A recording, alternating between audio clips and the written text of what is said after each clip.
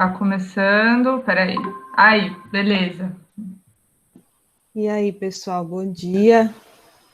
Vamos começar aqui, né? Vocês estão vendo a minha tela, tá tudo certo aí. É a primeira vez que eu faço isso, então.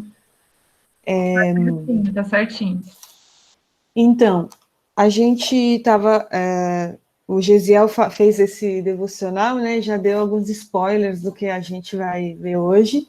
E a gente está junto estudando esse livro, né? Os Territórios da Ciência e da Religião.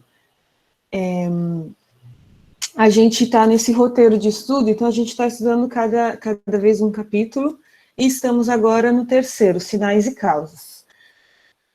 Nossa apresentação, né, vai ser sobre a ciência e a religião na Idade Média, porque a gente está justamente fazendo esse percurso histórico do que ciência e religião significaram desde a antiguidade, né, até a modernidade. Na semana passada a gente falou um pouco como era isso na antiguidade clássica com os gregos, e hoje a gente vai falar da Idade Média. A gente vai ver que a natureza vista como um livro, né, para ser lido, é uma ideia que começa justamente na Idade Média, ou na Antiguidade Tardia, a gente poderia falar. Aqui a gente tem uma narrativa que é muito comum, seja para quem está dentro da academia e também quem, tipo assim, ela é muito comum mesmo que as pessoas pensam de como que a ciência e a religião se relacionaram ao longo da história. Então, normalmente se pensa que a ciência nasceu na Grécia Antiga, que os gregos eles eram super gênios demais e muito racionais, e eles, assim, fizeram todas aquelas teorias filosóficas que a gente estuda até hoje. E aí, quando começou a era cristã, por causa do cristianismo, é como se o cristianismo, com a Idade Média, ele tivesse refreado, né, o desenvolvimento da ciência ao longo da história. E a gente vai justamente ver esse período e vai tentar entender, será que foi isso que aconteceu? Será que os cristãos da Idade Média, eles eram, assim, pessoas um pouco avessas, né, ao estudo da natureza, e aí eles impediram, né, digamos assim, a continuação do progresso científico, né, que os gregos tinham iniciado? Antes de tudo, vou só fazer um resumo muito rápido do que a Marília falou semana passada, só para a gente fazer o ponto da situação. Ana, você consegue colocar em tela cheia? Se eu colocar em tela cheia, vai subir tudo, eu não vou conseguir ver o resto para mim. Então Tá muito ruim? Não, tinha um pedido aqui no comentário, mas acho que dá para ir. Porque senão eu não Eu consigo ver eu imaginei que fosse por isso, que você não tivesse colocado mesmo. Mas deixa assim, acho que dá para ver. Aqui no meu tá dando para ver. Tá bom.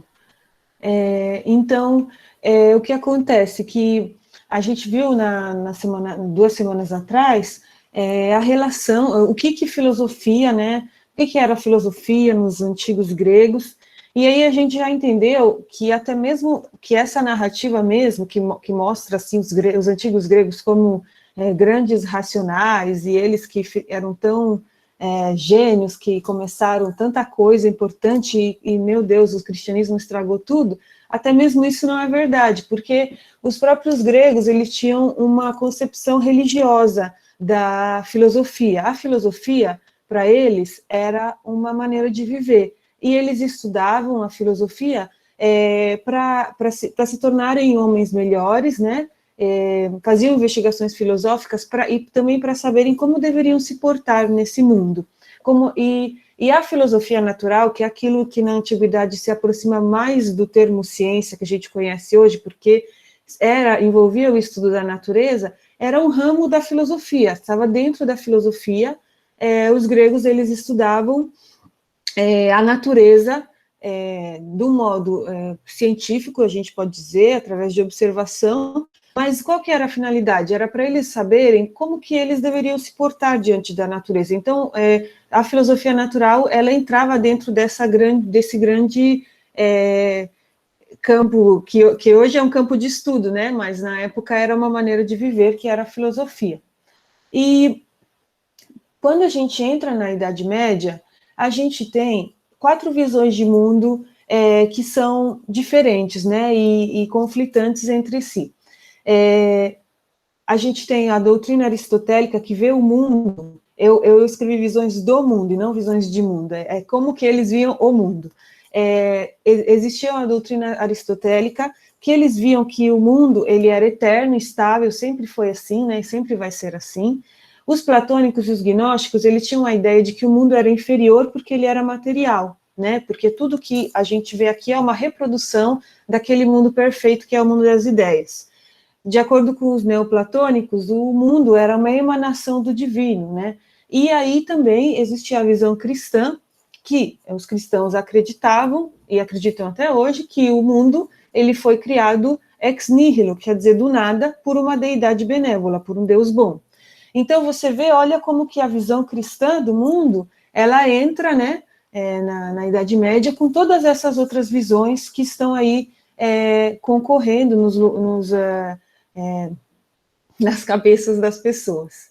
Os cristãos, além dessa visão, né, eles tinham também, para amparar o que eles entendiam que era o mundo, as escrituras. Então, tudo que eles viam na natureza, então, assim, viver bem não se amparava somente na ideia de criação como divina, mas também nos textos canônicos.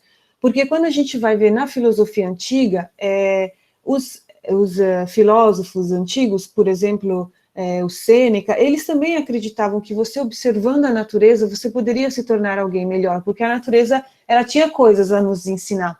Mas os cristãos, além dessa ideia de observação da natureza, porque na natureza tem algo de divino, porque é uma criação de Deus, também eles tinham do lado o livro das Escrituras. Então, não era só a natureza que iria ensinar a um cristão como viver, como se portar, mas também a Bíblia, né? E por esse motivo, nasce a ideia dos dois livros. Então, você tem o livro, os textos canônicos, que é a Bíblia, e o livro da natureza. E isso vai caracterizar a visão de toda a Idade Média de como estudar a natureza. Então, a gente pode falar que essa ideia de ler os dois livros ao mesmo tempo, a Bíblia e a natureza, ela vai permear toda a Idade Média e também vai formar a concepção do que a gente poderia chamar de ciência na Idade Média, né?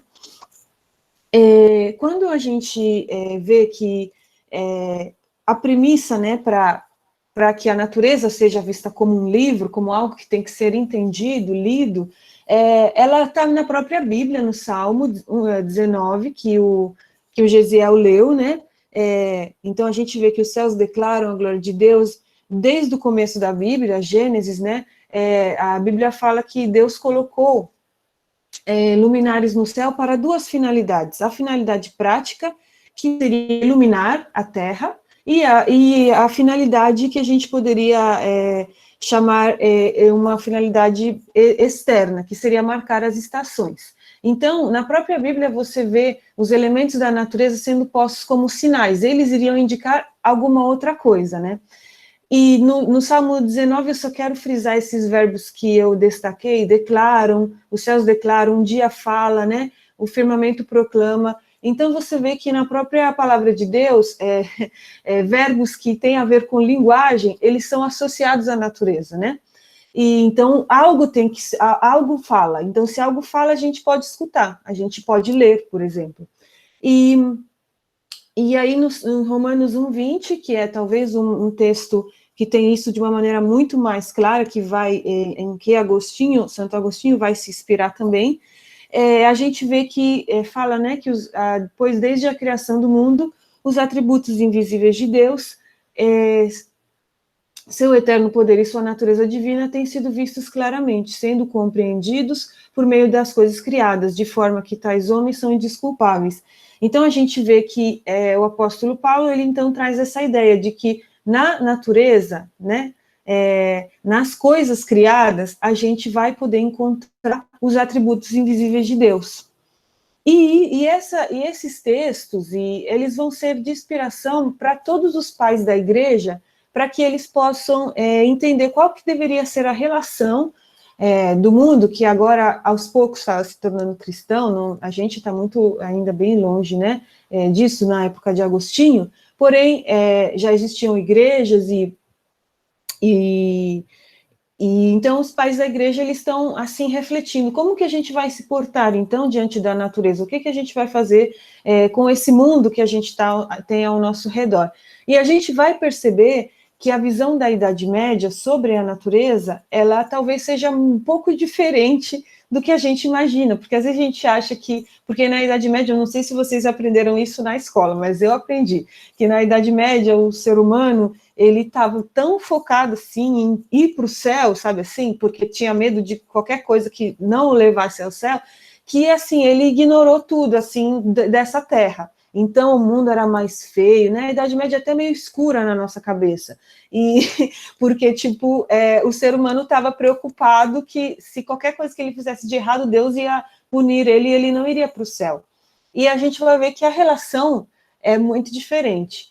A gente tem aqui Atanásio, que ele fala assim, ó, a criação, como que em letras escritas, declara por meio de sua ordem e harmonia o Senhor e Criador. Então, a gente vê, né, mais uma vez, essa ideia de que a criação, ela tem algo a nos ensinar sobre o Senhor, né? E como? Como em letras escritas. Então, de novo, essa metáfora do livro, alguma coisa que a gente precisa ler na criação.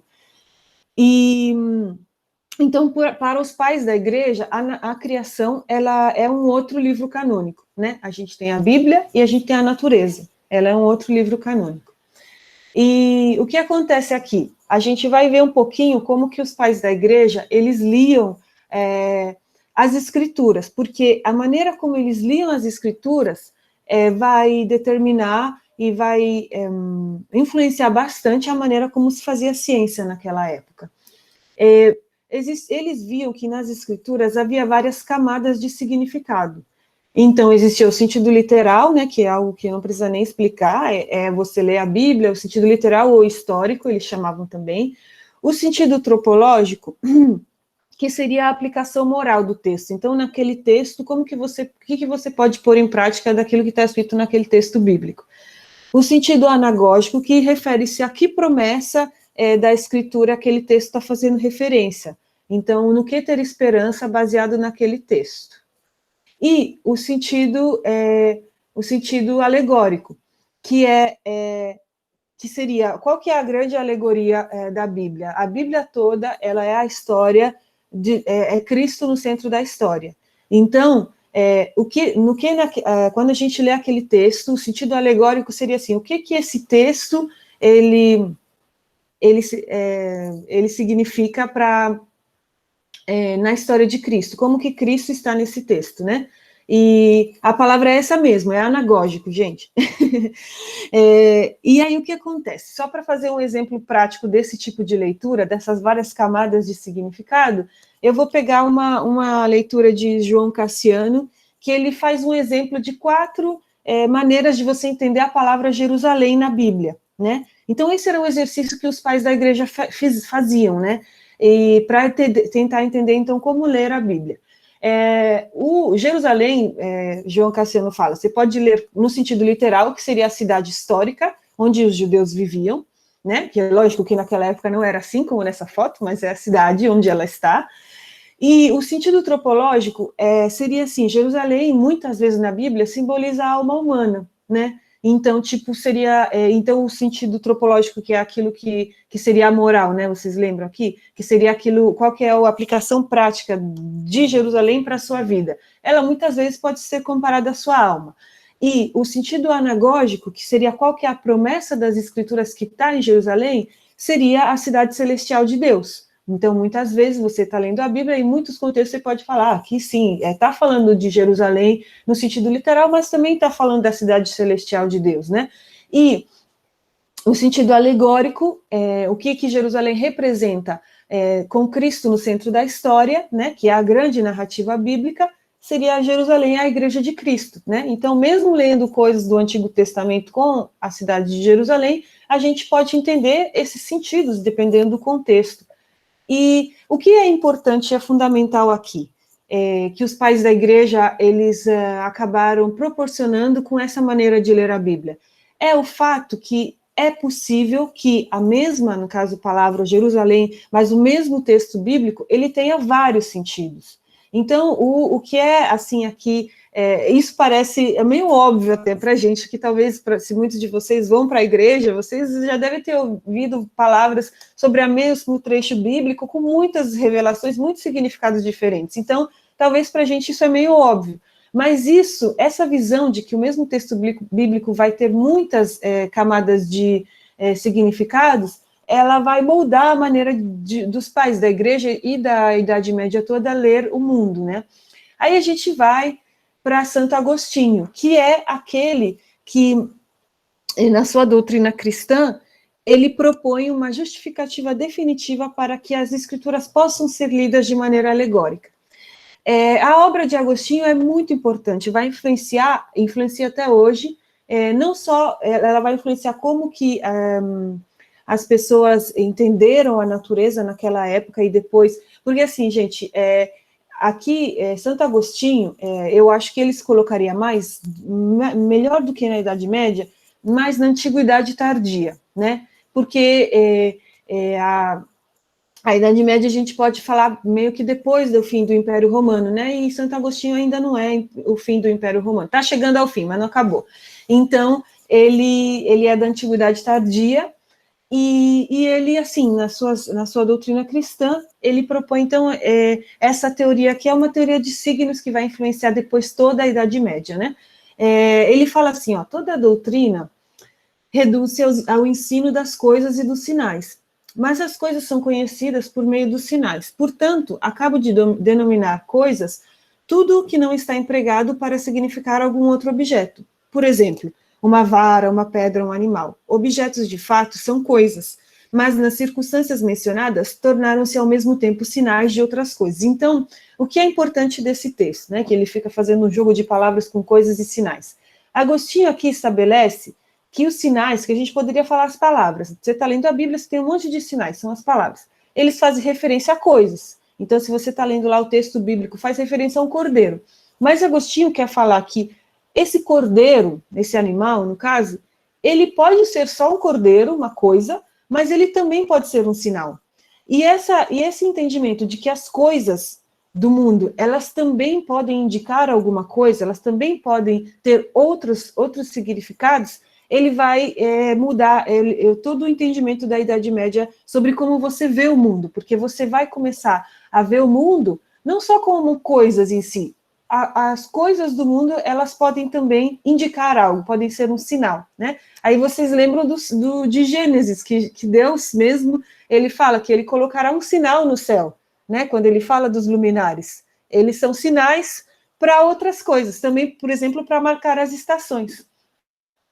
E para a gente exemplificar isso, tem o Hugo de São Victor, aí ó, você vê o ano 1096, ele já é da Idade Média.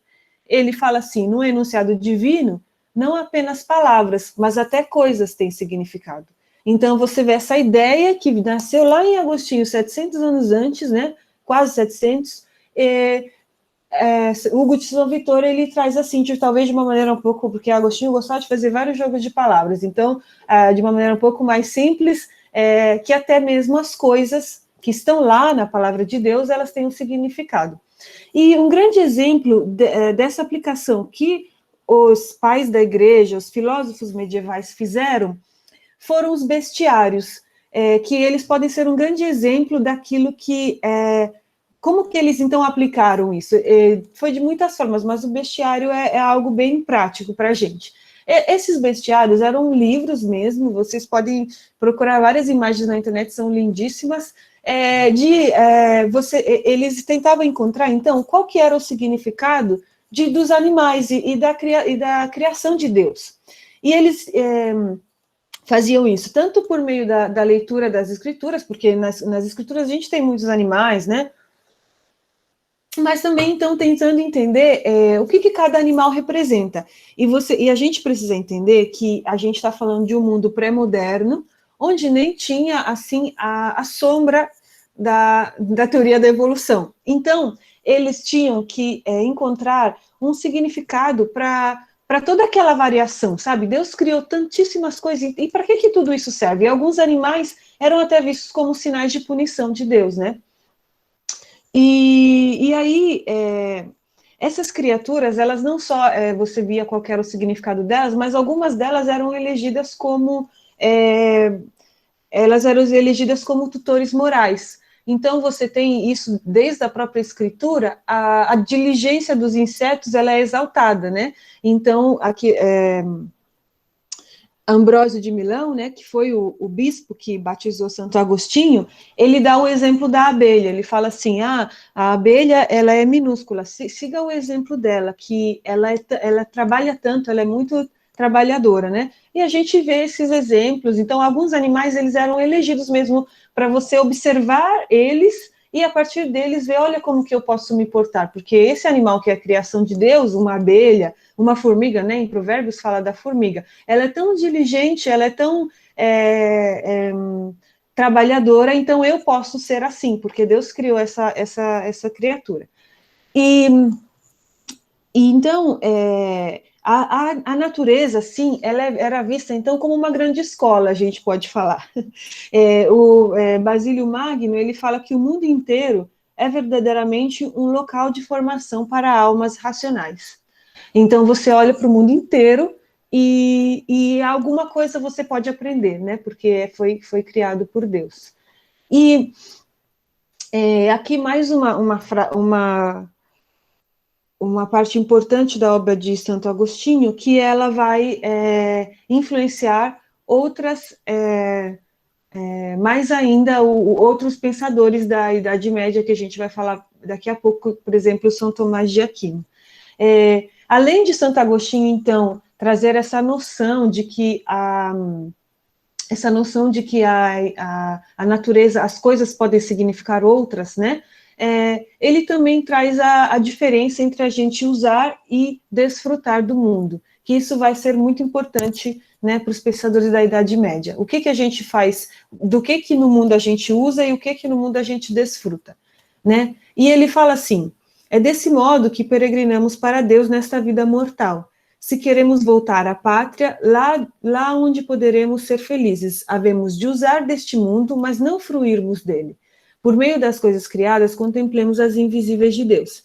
Isto é, por meio dos bens corporais e temporais, procuremos conseguir as realidades espirituais e eternas. Então, esse mundo, né, para Agostinho, ele era algo que você deveria usar para poder depois desfrutar das verdadeiras coisas eternas, que a gente pode, que você vê que aqui ele mesmo faz referência a Romanos 1:20, que fala dos atributos invisíveis de Deus. E essa ideia, ela é bem presente em Tomás de Aquino, e Tomás de Aquino, quando ele escreve sobre o papel do conhecimento na felicidade humana, então, como você vê aqui, Tomás de Aquino está bem depois, 1200, né? Aí a gente está na Idade Média, quase chegando até mesmo ao fim da Idade Média. A bem-aventurança do homem consiste, de algum modo, no uso correto das criaturas e no amor bem ordenado delas. E digo isso em relação à bem-aventurança do viajante. Então, aqui, ele está trazendo de novo essa ideia de que nós somos viajantes aqui na Terra, que Agostinho tinha falado, e que somos peregrinos, e como que você vai ser feliz? Você tem que usar da maneira correta as criaturas, e amar também as criaturas de Deus de uma maneira bem ordenada, né? Então, a ordem também de como você vai amar, como você vai entender essa natureza, ela vai ser importante. Vocês veem, então, que a natureza para os medievais, ela era muito rica, né, na realidade. A observação da natureza era algo que, tipo, a gente acho que até perdeu bastante disso na nossa modernidade. Então, era uma visão enriquecedora da natureza. Lógico que tinha toda essa questão que você lia ela junto com o livro da Bíblia. E isso, mas era justamente essa leitura em conjunto que iria proporcionar a maneira como você iria entender a natureza. Então, nossa, essa ideia de que o cristianismo parou o desenvolvimento da ciência me parece meio falsa, não parece para vocês também? Então, é importante que a gente vai ver aqui que aí eu acho que vai ser a grande diferença, né? Porque os antigos, os romanos, os gregos, eles também tinham essa ideia de que com a natureza a gente poderia aprender muito. Então, a gente tem uma certa continuidade em relação aos antigos, mas a gente tem também algumas novidades que o cristianismo mesmo vai trazer para essa visão, como você vê o mundo. Então, era muito importante para os cristãos a condição caída do mundo, né? Algo que não estava presente nos platônicos, não estava presente em Aristóteles, não estava presente em Sêneca, nos estoicos. O mundo, ele é o mundo caído. E então a gente vai só ver aqui como que eles viam, então, por que essa condição caída do mundo vai ser muito importante. Como a gente sabe, Deus, ele criou o mundo, Adão e Eva, tudo era perfeito, e eles tinham tudo para viver uma vida feliz. Eles estavam no jardim que atendia a todas as necessidades deles. Porém, a desobediência trouxe várias consequências. A gente, que é cristão, sabe várias das consequências do pecado que trouxe. Além daquelas que a gente sabe, como o sofrimento, a mortalidade, a propensão do homem ao mal, uma coisa que os medievais vão frisar é o fato que o nosso discernimento, ele foi distorcido pelo pecado, né? Então, a gente tem um amor desordenado às coisas, é por isso que Santo Agostinho e Tomás de Aquino, eles trazem a importância de você usufruir ou usar as coisas certas, porque o mundo, ele não deve ser amado de maneira desordenada. E uma das consequências do pecado, então, é o amor desordenado às coisas, às criações de Deus, e uma incapacidade, então, de você identificar o que precisa ser usado e desfrutado. Por isso, então, olha como é importante a condição caída do mundo, porque quando, por meio da instrução formal e do conhecimento do mundo, você vai poder restaurar a sua mente, as condições originais. Porque os medievais, eles tinham essa ideia de que Adão, como ele vivia em harmonia e o mundo era perfeito, ele tinha um discernimento perfeito de tudo que estava ao redor dele no mundo, mas nós não, porque nós estamos no mundo caído, nós temos o nosso amor é desordenado, nosso discernimento é distorcido, porém, por meio de um estudo atento da natureza, a gente também vai poder encontrar aquelas coisas boas que ainda estão na criação, né? Porque, então, essa ideia de que Deus realmente criou o mundo bom, só que relativamente bom, porque a gente está no mundo caído, ela era muito importante, né? E a filosofia, então, ela era vista como cura e como remédio desde os antigos, como eu falei para vocês. Porém, a gente tem, então,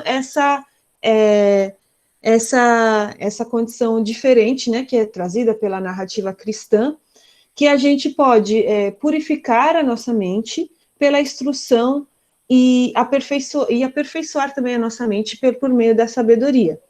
E então é muito interessante, a gente tem essa ideia aqui em Tomás de Aquino. A bem-aventurança do homem não consiste em considerar as criaturas, mas em contemplar a Deus. E aí aqui que tem a grande, digamos assim, a grande questão. E no meio de tudo isso, então, o que é ciência? Porque se o mundo, ele não deve ser desfrutado, mas usado, como dizia Agostinho. Se você, Tomás de Aquino fala que você tem que ter um amor bem ordenado às criaturas. Então, tipo, como que a gente, então, vai contemplar a Deus se aquilo a que a gente tem acesso são essas criaturas que são caídas e tudo mais? Para a gente entender só um pouquinho a época em que a gente está, a gente precisa entender que, aí, já na época de Tomás de Aquino, o que aconteceu? O Império Romano de Ocidente caiu um século e meio depois da vida de Agostinho, e com isso se perdeu, muitas instituições se perderam, e eu acho que é por causa disso que a gente tem uma ideia escura da Idade Média.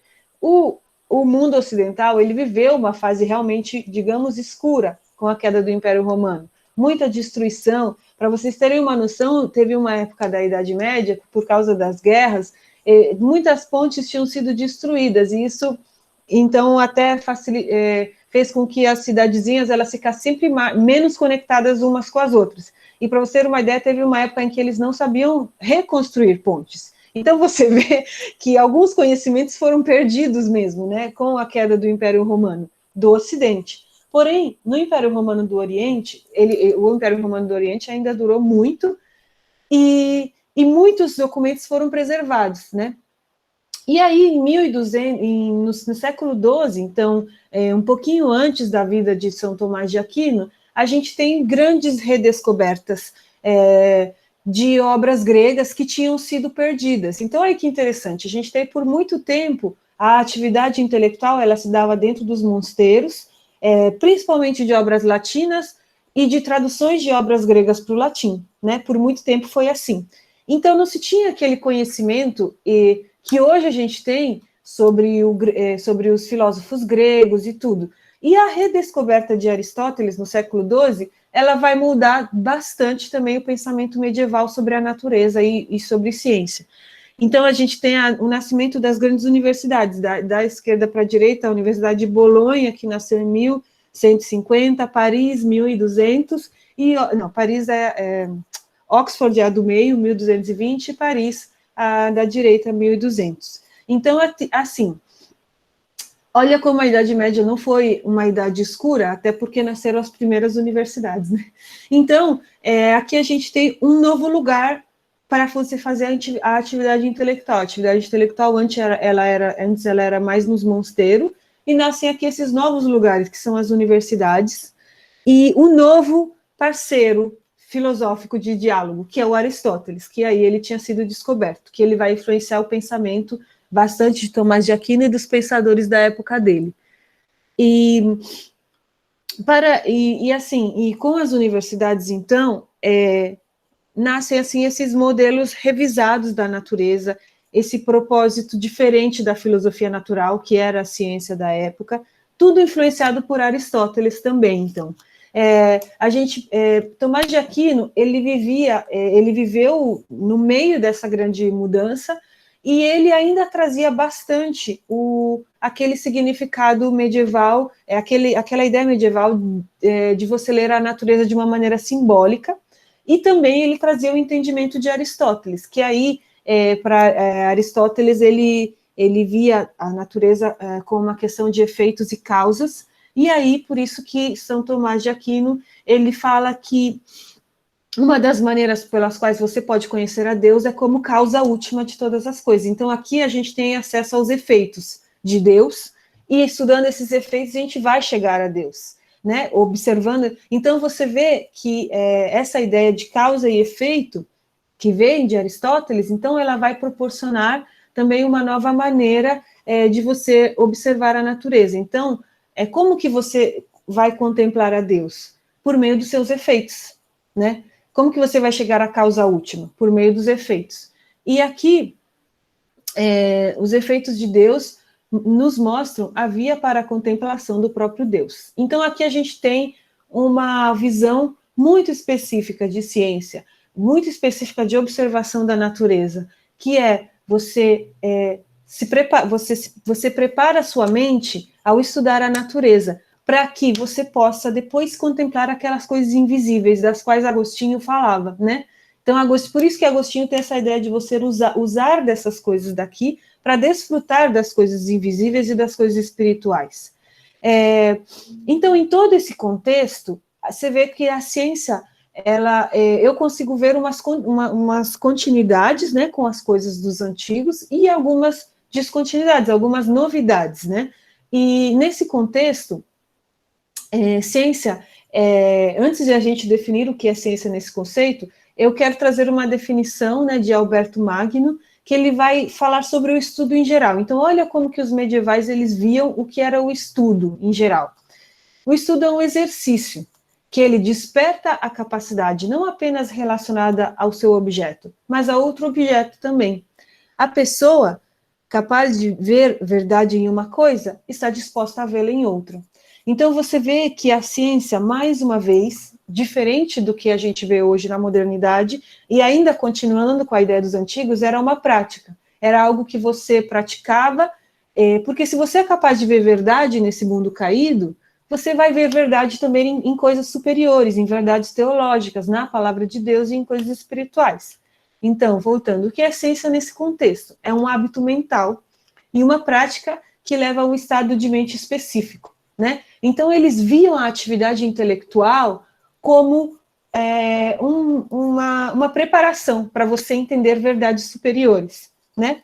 E isso é muito, eu acho lindo, e por isso que São Tomás de Aquino, ele fala que a sacra doutrina é ciência. Olha que afirmação forte, né, essa de Tomás de Aquino. Para ele, a sacra doutrina é ciência. Por quê? Porque você, na realidade, está se preparando através do estudo dessa natureza para poder encontrar aquelas verdades superiores.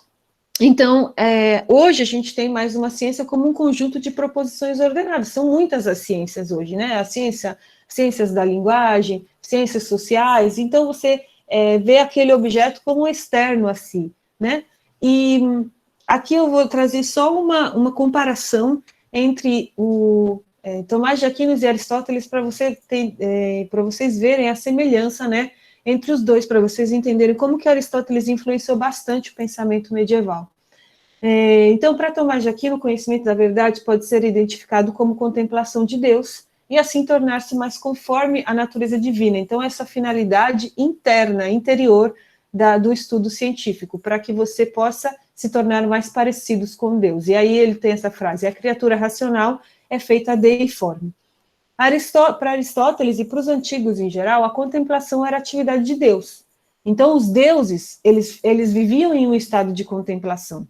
E por isso que se a nossa vida fosse contemplativa, a gente se tornaria mais parecido com eles, porque os deuses contemplam. E aí, por isso que Aristóteles, ele dizia que há algo divino dentro do homem. É por isso, porque a gente também pode contemplar, né? E para a gente, quando a gente vê tudo isso, talvez na nossa visão moderna, a gente possa pensar, então, que, essa é uma visão bem moderna, que os medievais, eles então estavam estudando toda essa natureza. Então a gente percebe então que os medievais estudavam a natureza. Isso está claro para vocês, né? Eles não eram pessoas que ficavam bitoladas lá e não viam nada do mundo externo, né? Até porque se para eles nada de fora fosse externo, como que a gente teria essas belezas, né? Aqui, ó, olha essa imagem, essa arte tão fina, né?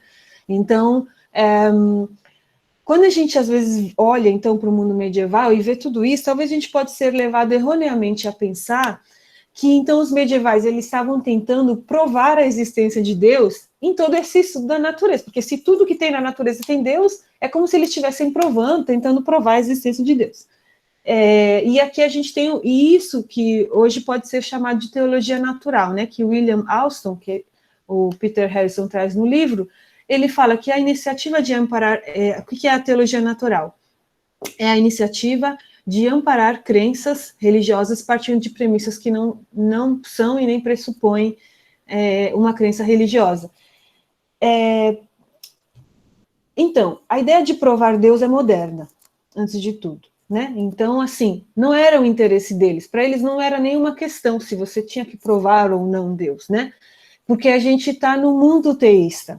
Não eram todos cristãos, mas todos acreditavam na existência de uma alma humana, no divino.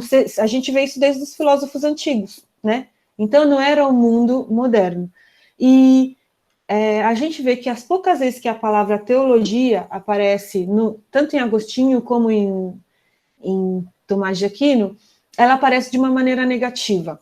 É considerada uma idolatria. Então, por exemplo, a teologia natural era esse culto da natureza. A teologia mítica era o culto de heróis mortos. A teologia civil, o culto de imagens patrocinadas pelo Estado. Então, você vê que, para eles, assim, a expressão mesmo teologia natural não era algo muito, muito positivo, né?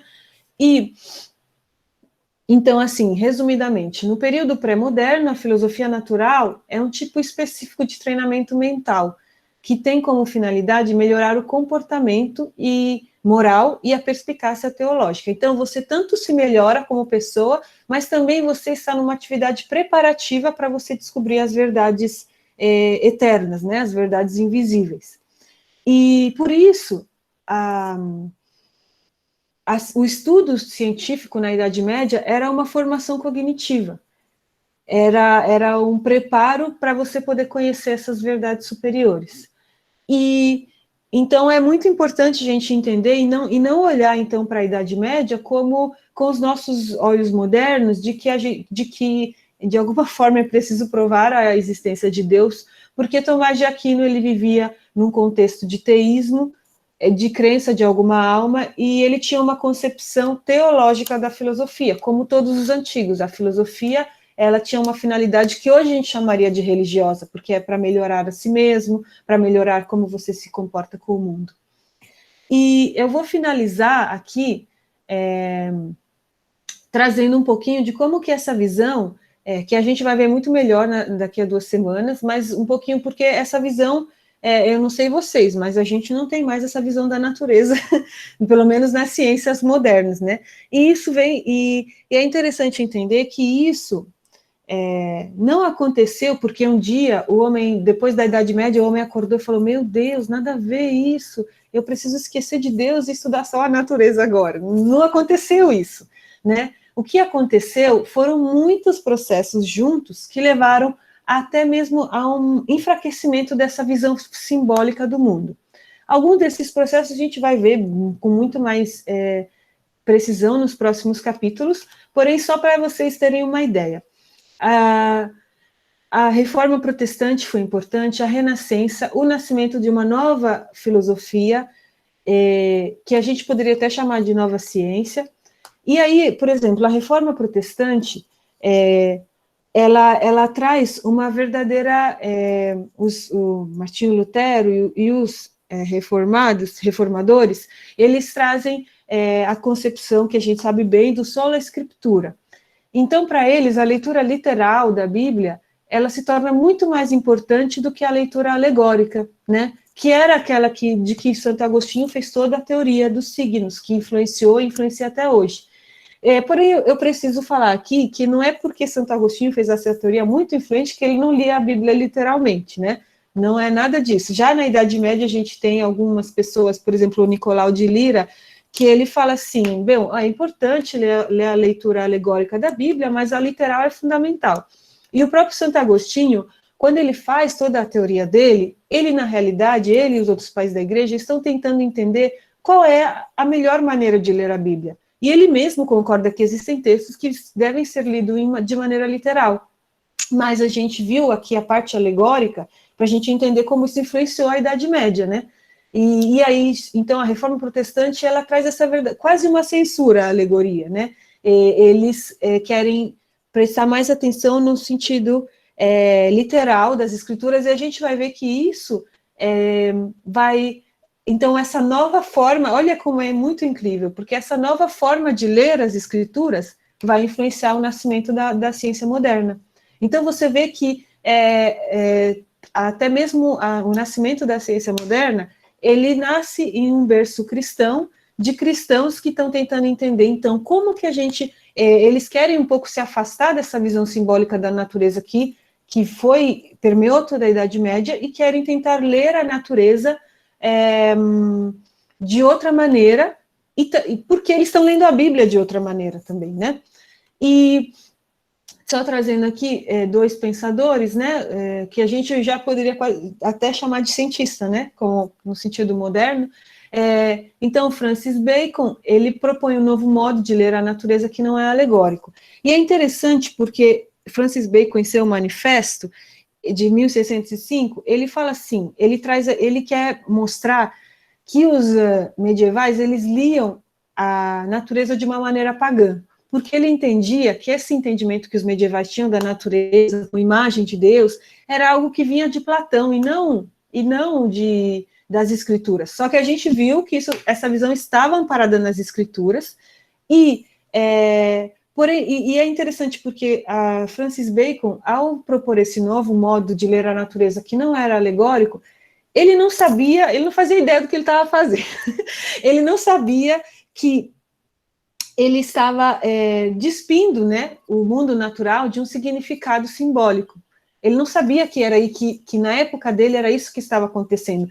Na cabeça dele, ele estava falando, a verdadeira maneira de ler o mundo de uma maneira cristã é essa.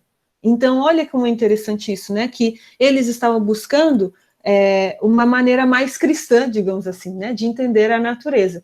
E aí, Galileu e Kepler, eles defenderam que o livro da natureza foi escrito em linguagem matemática, né? Então, aqui eu faço um pequeno parêntese para quem, como eu, estuda ciências da linguagem, estudos do texto. Olha como a metáfora do livro e o estudo do texto, o estudo da frase, ou seja lá o que for que tem a ver com linguagem, ele é influente na formação de toda a ciência, né? Aí agora estou puxando para o meu saco, né? Porque eu estudo textos. Então, é muito interessante também para se tem aqui que é da área de letras, da área de estudos do texto, como que a metáfora do livro, né? Ela é frutífera, ela é altamente frutífera na constituição da ciência, né? Em várias épocas. E aqui eu trago só o Robert Boyle, mais uma metáfora do livro. Ele fala assim, ó, segundo ele, as criaturas são como textos, para cuja exposição fisiológica é necessária. Significados estão dentro desses textos, e não além deles mesmos. Então, olha aqui como a visão reformada do texto bíblico, né, porque o texto bíblico, porque Martinho Lutero fala de sola escritura. Então, o que você tem que ler? Só o texto, nada além dele mesmo. E assim, os cientistas começam a olhar para a natureza. Você vai olhar para as criaturas porque o significado dela está dentro delas, né? E assim, como que você vai discernir, então, o significado? Então, não tem mais aquela, você vai olhar para a criatura porque tem algum sentido além dela. Não, o sentido está nela. E aí, a ciência a ideia de ciência moderna, que você vai discernir, então, as criaturas mediante experimento, dissecação e ampliação artificial. E aí Boyle explicou que os seres vivos são textos cuja interpretação exigia indagações penetrantes, voltadas para uma descoberta de propriedades inevidentes. Então sempre tem algo ali a ser descoberto, só que dessa vez não está num sentido simbólico, né? E aqui começa uma nova concepção de ciência. Então vocês viram que foram os próprios cristãos a desintegrarem a visão medieval de ciência, né? Não foram outros cientistas ateus que estavam cansados das amarras da igreja e falaram, agora eu quero ser livre. Não foi assim. E só para concluir, então, a gente tem uma derrocada no fim da Idade Média, no começo da Idade Moderna, do mundo simbólico, o fim da leitura dos dois livros em conjunto. Então, a metáfora dos dois livros continua, mas não é mais para eles serem lidos em conjunto, sabe? E aí a gente tem a ideia de leis da natureza, que é muito interessante. Isso daí vai influenciar até mesmo a gramática moderna, né? Porque na gramática a gente tem leis que têm que ser respeitadas, que são naturais. O sentido literal, que a ordem do significado não é mais várias camadas de significado que eu mostrei para vocês no começo, mas a nova ordem de significado é o sentido literal, que é esse que tem que ser descoberto, né? Como pela dissecação, pela observação assim minuciosa do próprio objeto. E então é isso. Eu deixei aqui algumas perguntas para discussão, mas a gente pode falar qualquer coisa. Então é mais ou menos isso que eu queria falar hoje. Massa demais, Ana. Valeu mesmo pelo nosso estudo. E, gente, alguém quer fazer alguma pergunta, quiser colocar nos comentários ou ligar o microfone e perguntar, é melhor nos comentários, aí a gente vai fazendo, mas também se quiserem falar pelo mic, sem problema. Sensacional a apresentação, Ana. Parabéns, viu? Os slides excelentes, assim, muito bem organizadinhos, muito bonitos, e sua exposição super fluida, né? Parabéns mesmo, ficou ótimo. Muita coisa para a gente debater aí, né, gente? Vou deixar os outros falarem primeiro. Vocês preferem que eu tire a apresentação para a gente se ver, todo mundo, né? Porque às vezes quem está no celular está só com a apresentação.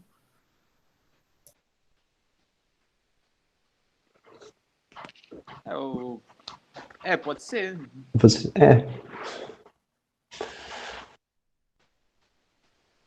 Alguém, alguma pergunta? Enquanto isso, só vou fazer um comentário que eu acho muito legal essa forma deles romper com a alegoria, né? Que assim, a gente vê desde dos pais da igreja, já tinha escolas separadas entre eles, alguns queriam fazer alegoria, outros uma questão mais literal, e isso foi indo até no momento que chega, tipo, que os dois estão bem misturados. Então, tipo, é meio a meio. O que a gente não entendeu, a gente faz alegoria, o que a gente entendeu, a gente mantém histórico. E a gente chega na Reforma Protestante, isso é quebrado, falando, não, pô, é histórico e tudo mais. E é um pouco nisso. Eu acho que eu posso falar, eu cortei alguém. Pode. Então, o que eu estava pensando agora nesse finalzinho, é muito boa essa apresentação. Nossa, sensacional, Ana. Quero você como minha professora. O que eu estava pensando é que você falou, né? Nossa, isso me marcou demais. Você falou que a metáfora dos dois livros continuou, só que eles passaram a ser lidos separadamente, né? E aí é o que eu vejo um pouco pela experiência de Unicamper, assim, com os cientistas lá e tal, de que esse olhar, digamos, analítico para a natureza foi separado de um olhar contemplativo. Então, você não analisa contemplando, assim, né? Não existe essa junção entre os dois. Ou você analisa ou você contempla. Parece que é assim que a nossa cabeça funciona hoje no mundo moderno. E é uma pena, né? Na verdade, é uma pena. É um grande processo histórico, inclusive acho que também, em partes, essa separação, eu acho que ela levou, sim, a um desenvolvimento um pouco maior da ciência, né? Mas foram outros processos também que levaram a ciência a crescer mais, né? Depois desse período medieval, né? Mas eu acho realmente uma pena, assim, que hoje ou a gente analisa ou a gente contempla, a gente não consegue fazer os dois, né? Enfim, esse era o meu comentário e eu fiquei muito Sim. curiosa. Se você quiser falar mais um pouquinho sobre isso, se for possível, dessa relação, assim, do Agostinho com o Tomás de Aquino. Porque, tipo, quando a gente estuda na escola, isso em filosofia, a gente vê como os dois são pensadores lá da Idade Média, e um falava sobre Platão e outro falava sobre Aristóteles. E a gente vê isso e a gente não entende que isso está ligado assim a questões textuais não, né? Questões assim, materiais do texto, tipo disponibilidade de textos e tal. E não é só um negócio, uma escolha arbitrária, né? Tipo assim, Agostinho resolveu usar uma filosofia platônica e Tomás de Aquino resolveu usar uma filosofia aristotélica, né? Tem muita coisa que justifica isso. Aí não sei se você quiser comentar algo sobre isso. Para mim é um assunto interessante também. Bom, vou tentar falar alguma coisa. Bom, não, é interessante mesmo porque porque cada um tinha textos, alguns textos disponíveis e outros não, né? Agostinho mesmo não era muito versado em grego. Então ele leu, por exemplo, Platão por traduções latinas, que eu imagino como deveriam ser, né? Porque, gente, meu Deus do céu. É muito interessante. Então, assim, então, o Agostinho, a formação dele, até mesmo por ele ter se convertido numa idade adulta, foi toda secular. Ele sabia muito os romanos, Cícero, Sêneca. Eu que estudo Sêneca, quando eu leio Agostinho, eu vejo Sêneca, porque são tantas semelhanças, e ele, então, tinha essa inspiração de uma literatura que até naquela época se chamava secular, né, porque ele não cresceu num lar cristão, não teve uma formação cristã, então, assim, as influências dele são essas, e você vê como, e ele tenta explicar, é muito interessante, porque às vezes eu até mesmo na minha faculdade, eu vejo as pessoas tentando mostrar que Agostinho está tentando salvar os seculares, assim, porque parece que os cristãos, eles abominavam isso, e não é bem assim, a formação era diferente na época, e ele usa todas as inspirações que ele tem, né? Enquanto a época de Tomás de Aquino, com a recente descoberta de Aristóteles, que tinha ficado por séculos escondido lá no meio dos árabes, e aí eles redescobrem Aristóteles, começam a estudar e tentar entender esse pensador que talvez eles poderiam ter só trechos ou só traduções, né? Não a obra dele completa, aí vai influenciar o pensamento dele. Então, a materialidade, né, que aos textos, porque hoje a gente está numa era que texto é qualquer coisa, a gente pega pela internet, e lá na época era muito, muito diferente. Eu não sei se eu respondi, né, mas é só isso que eu penso, assim, sobre isso. Respondeu sim. Posso fazer um comentário, Arthur? Pode ir. Tem várias coisas que eu gostaria de comentar, então vou por partes, né? Eu amo muito esse capítulo. Assim, esse capítulo foi Eu já lia muita coisa de história da relação entre ciência e religião antes, né? O livro que me influenciou muito durante o início dos meus estudos é esse daqui, A Religião e o Desenvolvimento da Ciência Moderna, do Hayek Roikas, né? Em que eles põem como certas metáforas, né? certas, digamos assim, certos debates desde a Idade Antiga sobre a relação entre Deus e a natureza influenciaram no desenvolvimento das ciências, né? Um pouco de barulho aqui. Mas depois, como que a Reforma Protestante ajudou, digamos assim, a desenvolver a ciência moderna, né? Como que para tentar puxar o peixe para si, né? Tentar assim, falar assim, bom, a Reforma Protestante abriu caminho para o desenvolvimento da ciência, né? E aqui a gente tem, o Peter Harrison diz assim, mais ou menos, né? Bom, primeiro ele fala assim, olha, diferente da maioria das pessoas,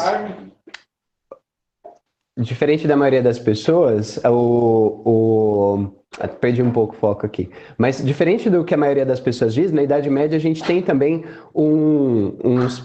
uma visão sobre a natureza. Não é que a natureza era divina, né? O Roikas chega até a falar em alguns momentos do livro dele que os medievais e algumas pessoas da Idade Média que faziam ciência, né, particularmente, eles tinham a visão de que a natureza e a divindade estavam confundidas. E foi a Reforma Protestante que, de certo modo, libertou os medievais dessa visão, porque eles estavam um pouco presos a Aristóteles e Platão, que tinham ainda resquícios dessa visão. E Roikas não está completamente errado, certo? Conforme o que a gente viu hoje, os medievais eles têm uma continuidade com essa tradição da filosofia clássica de enxergar a natureza como a natureza e a divindade em algum tipo de continuidade, né? Mas aí ele questiona no fim do capítulo se isso foi bom ou ruim. Não é que ele questiona, ele só coloca as coisas na mesa e aí você que é protestante, é obrigado a olhar assim e falar assim, ok, certo, a reforma realmente ajudou a desenvolver a ciência, mas parece que ela criou uma quimera. Parece que ao mesmo tempo ela criou o literalismo excessivo, que é uma coisa moderna, importante a gente enfatizar isso, né? A Ana muito bem falou sobre os 4 sentidos do texto que os antigos falavam. Isso é muito legal, assim, a gente tende a pensar que a leitura literalista das escrituras é uma coisa que, historicamente, todo mundo endossava. Então, quando os pais da igreja liam Gênesis, liam Apocalipse, era uma descrição literal de como as coisas eram. E eles viam que eram literal também, mas não era só literal. Esse é o ponto importante, né? E, às vezes, um texto em particular, ele podia ser um pouco mais alegórico do que literal. E não tinha nenhum problema com isso, eles continuavam crentes. A gente, desde a Reforma Protestante, começa a ter um literalismo exacerbado, certo? A Ana pode discorrer até mais sobre isso do que eu. E com isso a gente começa a ter alguns indícios de por que aquela pergunta que a Bia fez no último encontro, né?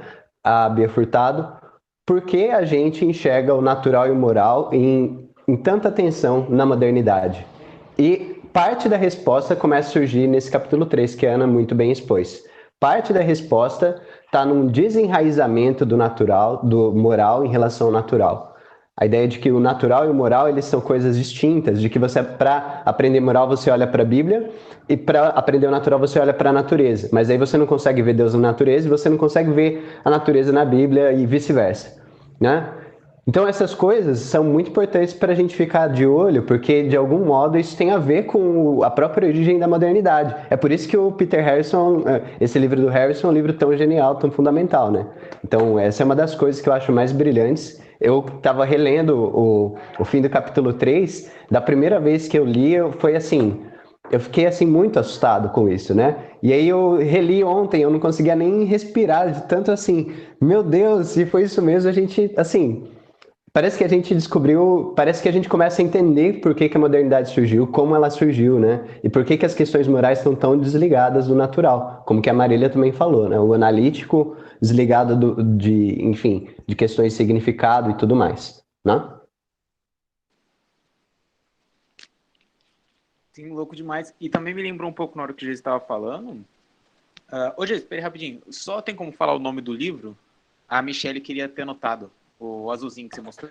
A Religião e o Desenvolvimento da Ciência Moderna, do Hyer Roikas. Um livraço. Roikas também deu Gifford Lectures, que são as palestras que resultaram no Territórios, né? O Roikas é um historiador da ciência holandês, protestante.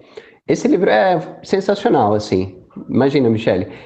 Mas é um livro muito bom e que me ajudou muito nos estudos, né? Você vai ver o pessoal da BC2 mencionando bastante ele. Esse livro foi publicado pela editora da Universidade de Brasília.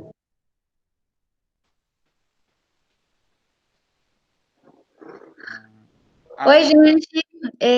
Ana, muito obrigada pela apresentação, muito legal mesmo. É uma área que eu quase não tinha estudado, então aprendi bastante coisa. Você é muito clara para falar, muito obrigada. Eu queria perguntar para a Ana, para o Jessiel, se talvez essa separação da moral com os estudos da natureza tenha a ver, talvez, com o problema do mal, que eu lembro, por exemplo, do Darwin, ele se questionava muito, assim, que na natureza aconteciam atrocidades, por exemplo, às vezes as mães comem os filhotinhos, ou coisas assim, muito sangrentas. Então, como que a moral não poderia estar muito ligada com a natureza, né, por causa do problema do mal. Aí não sei se tem a ver. Deixa para a palestrante do dia responder, né?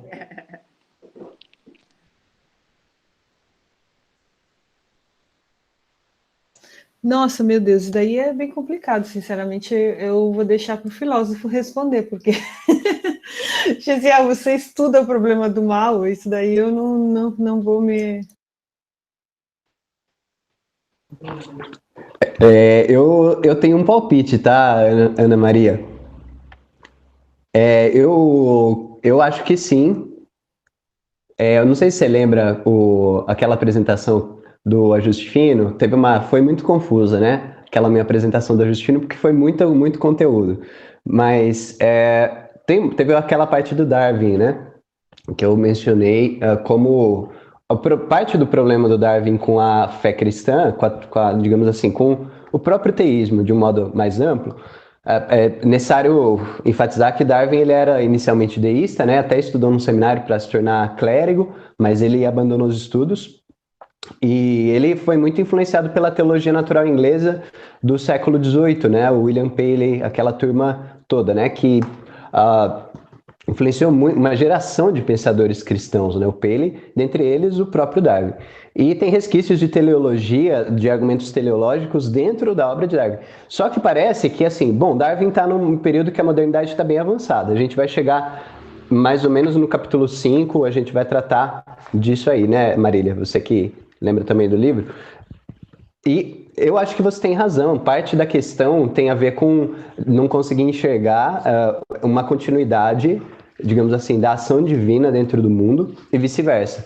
Parece que, assim, na modernidade, não só por causa do Darwin, mas de modo generalizado, parece que o telos, a ideia de que o mundo tem um propósito, de que o exercício humano tem um propósito, tem finalidades, né?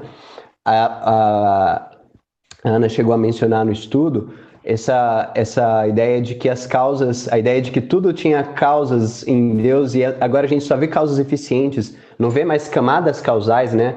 Aquela teoria das 4 causas do Aristóteles, né? Tudo tem 4 causas pelo menos. Uma causa formal, por exemplo, esse livro tem a forma de um retângulo de um livro. Ele é material, de papel.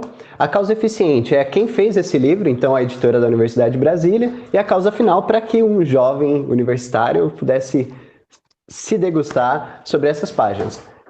As pessoas passaram a tirar as causas finais da natureza, né? E ver o mundo somente através de causas eficientes. Então, por que esse livro, por que, digamos assim, a pedra cai? Bom, um cientista moderno, ele vai olhar e vai falar, cai porque existe uma lei que atrai massas diretamente proporcional ao produto dessas massas, inversamente proporcional ao quadrado da distância entre elas. E é isso. É por isso que ela cai. Bem? Mas existem outros níveis de significado, né? Por exemplo, quando a gente fala sobre a chaleira, né? Uma chaleira esquentando água. Esse exemplo é ótimo. Então, uma chaleira esquenta água, você tem a causa eficiente de por que ela tá, digamos assim, fervendo a água. Porque, bom, tá entrando calor e, enfim, ela esquenta e beleza, ela evaporiza.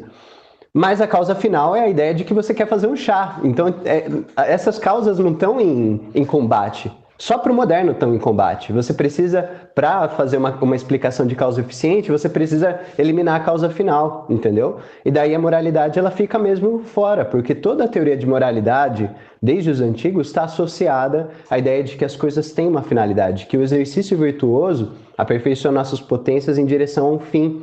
E de que o mundo mesmo, ele mesmo tem essa, digamos assim, essa componente moral, entendeu? Por isso você precisa fazer o uso da criação para chegar em Deus.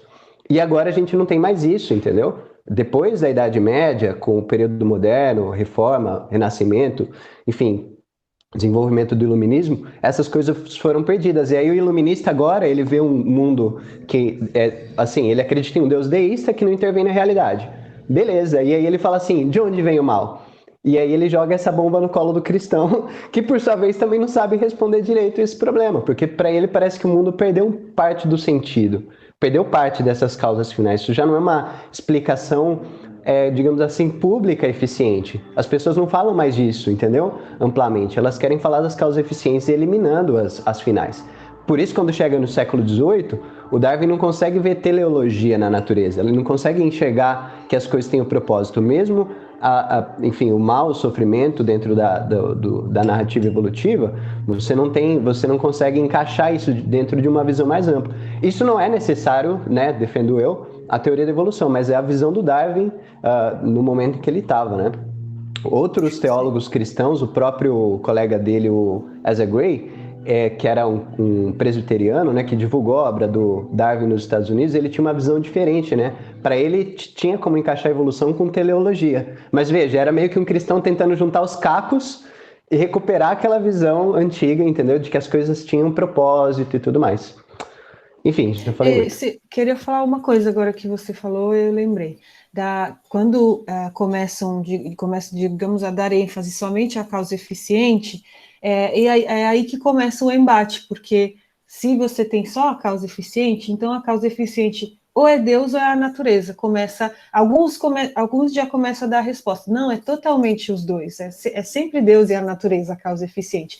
Mas com a modernidade, essa tensão começa a nascer, e as pessoas e os cientistas eles começam a aprender mais para a natureza. Então, se só tem a causa eficiente, é a natureza, não é Deus.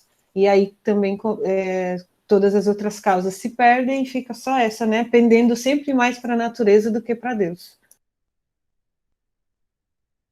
Ok, gente, muito obrigada. E só uma curiosidade, quando que essa tensão começou a surgir, o porquê começou a surgir, ou como era visto o problema do mal na antiguidade, ou não existia antes, é algo mais moderno?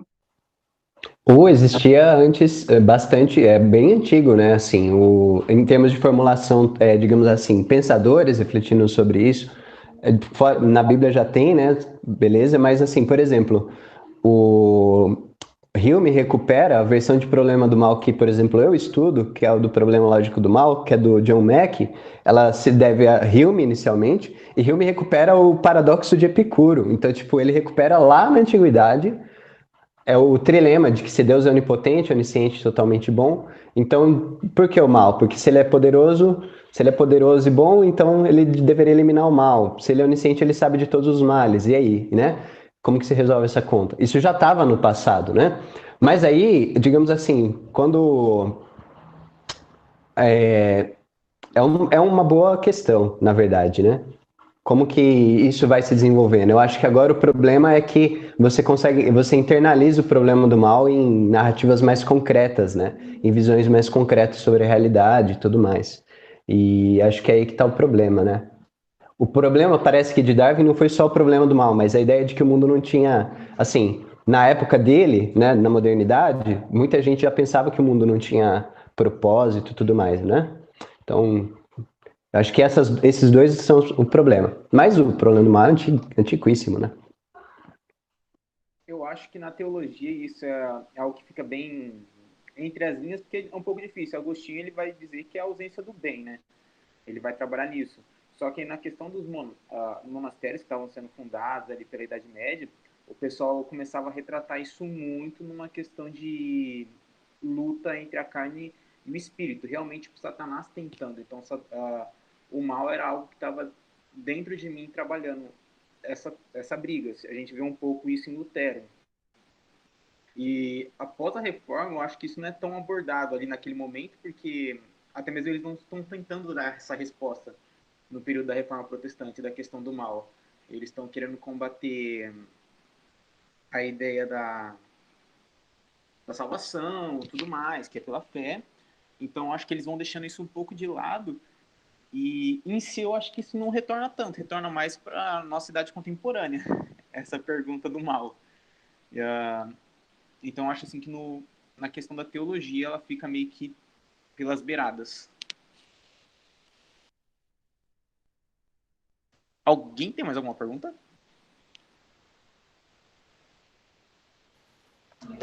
Eu tenho uma pergunta para Ana, né? Ana, o que você achou dessa Ana Bezerra, né? O que você achou dessa, assim, acrescentou bastante para você?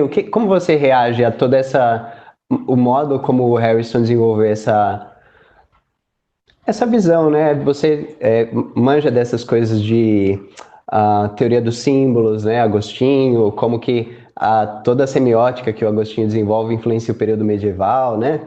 Queria saber o que você, se você assim, se isso acrescentou para você esse capítulo em algum sentido, em que medida você acha que ele tem razão, em que medida não, enfim, queria que você discorresse um pouquinho sobre isso para gente. Não, então, nossa, para mim esse capítulo foi iluminador, assim, tanto a questão da ciência mesmo, quando você vê toda essa história, assim, essa relação na antiguidade, junto com o outro capítulo que a Marília apresentou, né, porque o meu período é mais o outro, né, não é esse, Agostinho acaba aparecendo para mim, mas para mim é mais o primeiro século mesmo, depois de Cristo.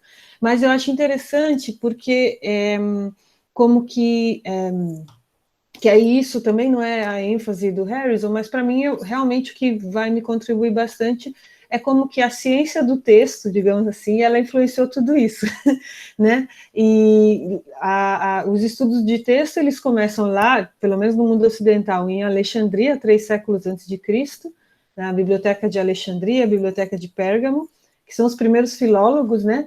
Que eles, na realidade, estão com...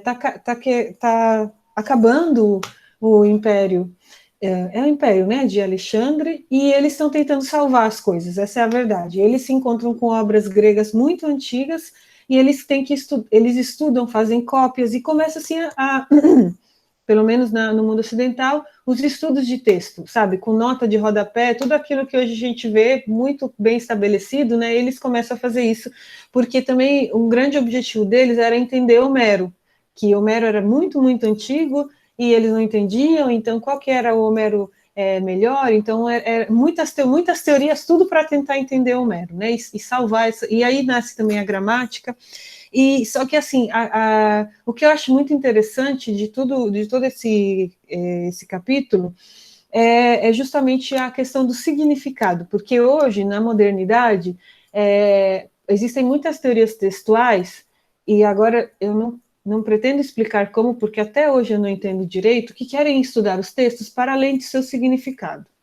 E então, assim, o significado é uma coisa muito, muito, muito séria na pós-modernidade, porque é como se, porque assim, eu vejo que isso acontece nas ciências do texto, também a derrocada do mundo simbólico, porque a gente não tem mais como saber o significado verdadeiro, né? Porque não tem mais toda essa ideia que Agostinho lançou. Então, como eu não sei como saber o significado verdadeiro, o que eu vou saber? Aí começa o estruturalismo e o pós-estruturalismo. Eu vou entender tudo dentro do seu contexto. Então, para eu entender um texto, só eu encontrando outros textos como ele para eu entender. Senão, se eu encontro um texto perdido, assim, que não tem nenhum outro texto da época dele igual, eu estou perdida, sabe assim? E hoje isso é muito sério, porque na realidade isso influencia bastante a nossa modernidade, como que eu vou ler um texto hoje, como que eu vou analisar um texto hoje, né?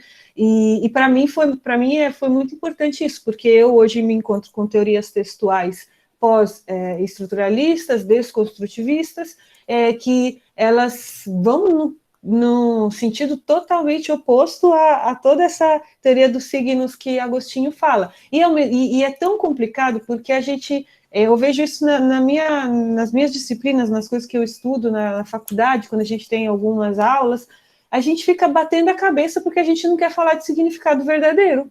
Essa é a verdade, assim. A gente não quer falar de que existe um significado verdadeiro, a gente não quer falar que existem...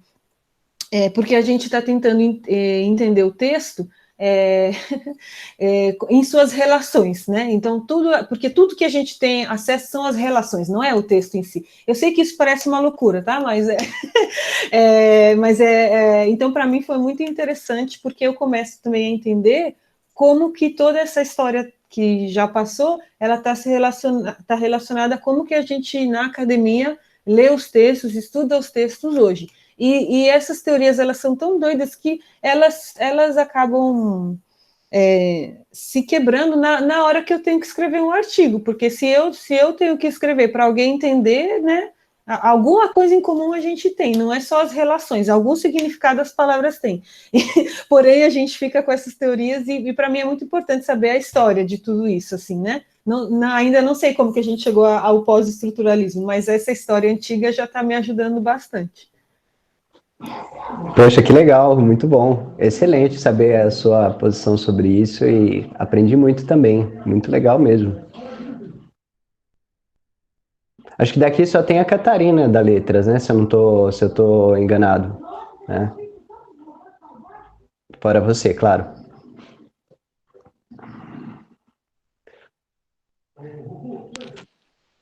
Bom, eu acho que a gente não tem mais nenhuma pergunta.